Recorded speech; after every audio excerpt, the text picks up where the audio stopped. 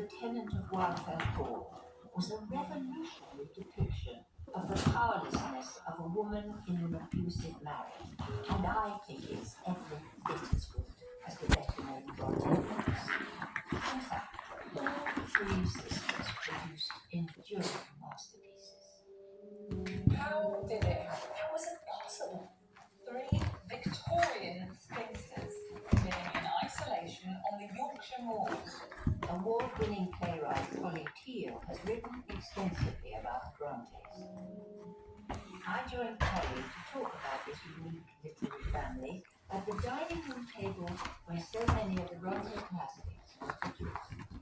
When they're writing and walking around this table, they must have had such a laugh, and they must have inspired one another. It must have been a kind of fearless, mustn't it, with the three of them? Right from when they were children, because they did that with Anglia and the books, the little tiny books. And their father gave them this extraordinary access to literature, and they read in a way that would have been very unusual for girls at that time. And in fact, you could only go to the local library if you were a man, so you had to get Bradwell to bring the books back for them.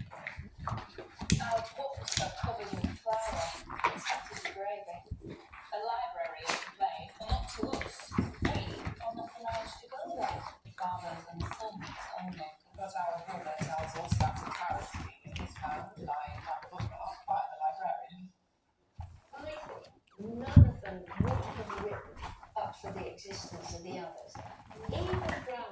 I think they took most slighting these affairs, these adventures that he was having, living this life out there in the world, whilst they were really confined to this very domestic world that women occupied.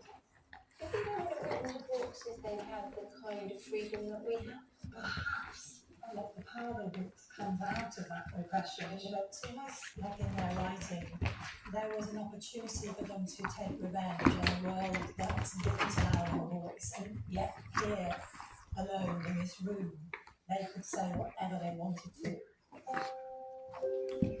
It seems that the safe haven of the parsonage and the bonds that formed between the four Bronte children within its walls were crucial to their art. But this was also a very unhealthy place to live.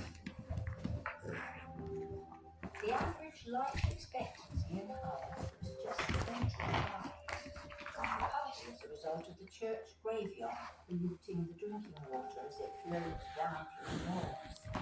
Oh, yeah. The two oldest Bronte girls, Maria and Elizabeth, had died of TB, or consumption as it used to be known, as young children. In 1848, this terrible disease would strike again at the family.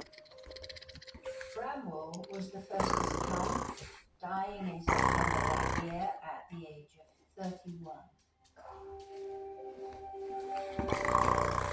His sister Emily, aged just 30, followed only 3 months later. And too, developed the symptoms of consumption.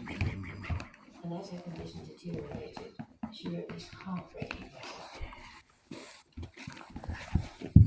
I wish it would please God to spare me, not only for Papa and Charlotte's sakes, but because I long to do some good in the world before I leave it. I have many schemes in my head for future practice, humble and limited indeed, but still I should not like them to come to nothing, and myself to have lived to so little things. But God's will be done.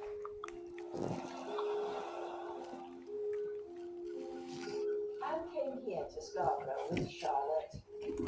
She thought somehow it would make her feel better.